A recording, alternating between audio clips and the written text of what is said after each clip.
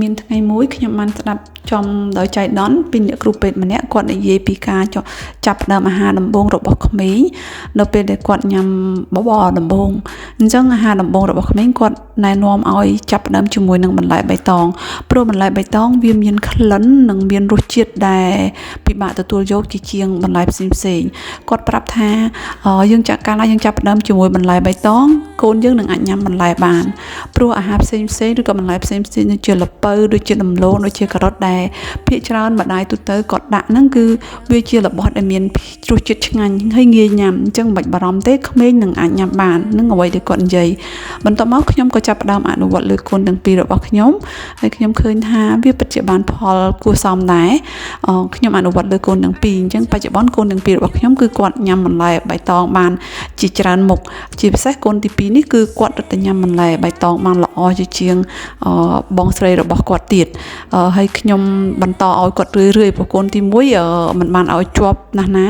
តែកូនទី2នេះគឺជារៀងរាល់ថ្ងៃគឺមានបន្លែបៃតងអញ្ចឹងកូនខ្ញុំគឺគាត់ញ៉ាំបានច្រើនមុខណាស់ជាមួយនឹងបន្លែបៃតង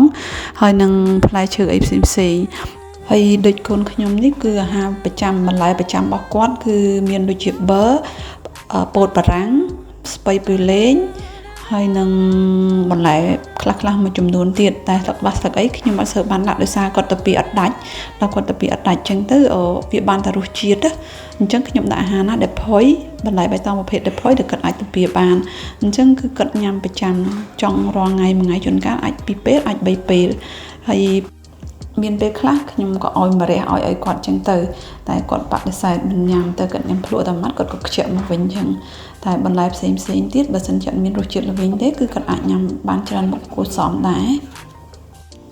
តែអ្វីដែលសំខាន់គឺដូចខ្ញុំបាននិយាយចឹងតើយើងឲ្យគាត់ញ៉ាំរឿយទៅគាត់អាចចេះញ៉ាំ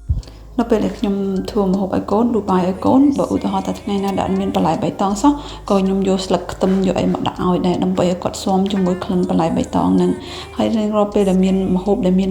ជីក្រហមជីបន្លាឬក៏ម្អមអីនៅក្នុងក្លិនហ្នឹងគឺខ្ញុំដួសឲ្យកូនញ៉ាំហ្មងដើម្បីឲ្យគាត់ស៊ាំតិចម្ដងជួនកាលគាត់អត់យកជួនកាលគាត់យកតែយ៉ាងហោចណាស់ក៏គាត់អាចធ្លាប់ស្គាល់ក្លិនហ្នឹងលើកក្រោយគាត់អាចនឹងយកខ្លះមិនយកខ្លះក៏នៅតែប្រសើរជាងមិនយកសោះចឹង